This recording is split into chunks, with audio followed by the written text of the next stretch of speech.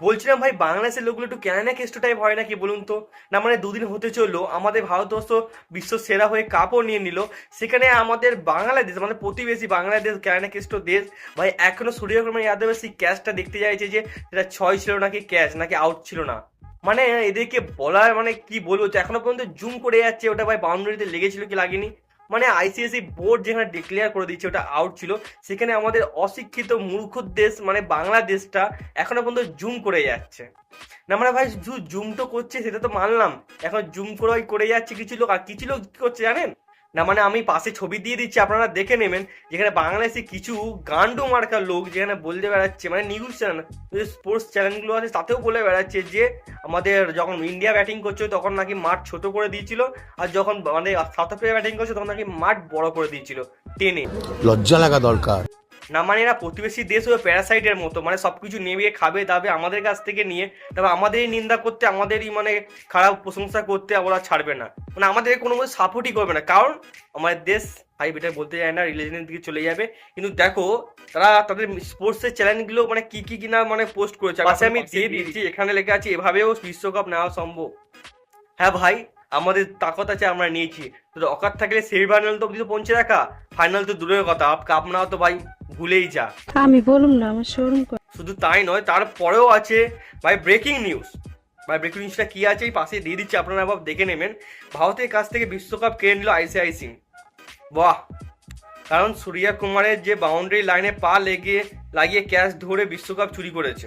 বাহ, বাংলাদেশি দর্শক এবং বাংলাদেশের মিডিয়া ব্যাপক প্রতিবাদ ও ফেসবুক কমেন্টে ভাই হাসি থামাচ্ছে না, এবং শোক ও সভা এবং গবেষণার পর ও টনক নড়েছে দক্ষিণ আফ্রিকা ক্রিকেট বোর্ডে। বাহ, যে দেশের মানে ছোট্ট একটা দেশ, মূর্খের অভাব নেই যে দেশে, সেই দেশের গবেষণার ফলে টনক নড়ে গেছে সাউথ আফ্রিকার মতো বড় টিমে।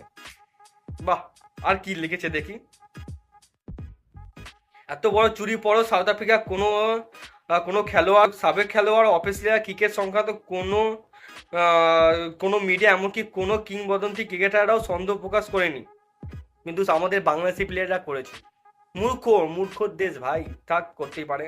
যাই হোক, চুরি হয়েও এমন বিতর্ক নিয়ে সমালোচনা করিনি, এমন অবস্থায় বাংলাদেশের দর্শকরা পুরো ক্রিকেট বিশ্বের ঘুম ভাঙিয়ে দিয়েছে। ওয়াহ, আমাদের বাংলাদেশের দর্শক ঘুম ভাঙিয়ে দিয়েছে। যাই হোক, ইন্ডিয়া চুরি ধরার একমাত্র ক্ষমতা রয়েছে আমাদের বাংলাদেশের একমাত্র ক্ষমতা চুরি ধরা।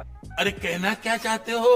অবশেষে দক্ষিণ আফ্রিকা বিশ্বকাপ বয়কট করলো, এর ফলে আইসিআইসি ইন্ডিয়ার কাছ থেকে বিশ্বকাপ কেড়ে নিয়েছে এবং এই বিশ্বকাপ আমাদের 2026 সালে আয়োজনের সিদ্ধান্ত নিয়েছে। ভাই ভাই আমাদের ক্রিকেট বোর্ড এতটাই ভিখারি যে ওই বিশ্বকাপটাকে কেড়ে নিয়ে গিয়ে পরের বছর মানে তারপরের বছর ইউজ করার জন্য। ভাই তোদের মতো মূর্খ পৃথিবীতে যদি কেউ থাকে, মানে বাংলাদেশিদের মতো মূর্খ পৃথিবীতে ভাই কেউ যদি থাকে ভাই, মানে কি বলবো, আর এদের মতো মূর্খ পৃথিবীতে নেই। আমি বিশ্বাস করি না, আমি বিশ্বাস করি না। শুধু এটাই না, ওদের নিউজ চ্যানেল মানে স্পোর্টস নিউজ চ্যানেল পর্যন্ত এরকম ধরনের পোস্ট করছে, মানে এতটাই গান্ডু হতে পারে একটা দেশের নিউজ চ্যানেল। মানে যদি ভাই মাদ্রাসা না গিয়ে যদি একটু স্কুল যেতিস একটু জ্ঞান হতো, এইটুকুও জ্ঞান নেই তোদের, এটাও কমন সেন্স নেই। যাই হোক ভাই, সাথে আমাদের দেশের ক্যাপ্টেনকেও অপমানজনক অনেক উদ্দেশ্য করেছে, যেখানে লেখা আছে ফিল্ডে গোবর না পিয়ে পিচের বালু খেয়ে বিজয় উদযাপন করলো মিস্টার গোমুত্তখোর রোহিতের। এদের মধ্যে ছোট লোক, মূর্খ এবং গান্ডু ক্যানাডাগ্রস্ত দেশ আমি জীবনও দেখিনি, আর দেশের পাবলিক আমি দেখিনি ভাই। সবাই না হলেও এতে 85% লোক এরকমই গান্ডু আর ক্যানাডাগ্রস্ত আর মূর্খ। ভাই তোদের কি চাস, মানে তোরা কি চাস? কাপ চাস তো লে ভাই, তোর জন্য আমি কাপের ব্যবস্থা করে দিচ্ছি, পাশের ছবিতে দেখে নে, সবাই এটাই শেয়ার করতে শুরু করে দেয়।